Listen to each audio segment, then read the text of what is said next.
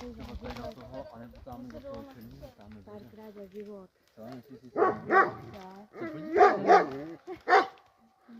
Jo, jde tak. Já chci na tom Na tom velkým? Jo. My se tady zeptáme Aničky. A to je prý nejhodnější.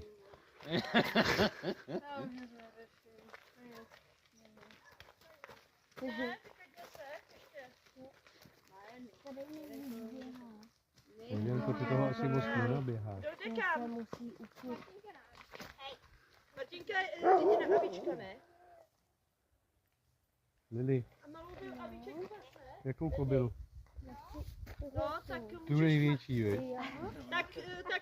Tak Marťo musíš na Avička, protože Dobrý den, to, vem Nina. Avička.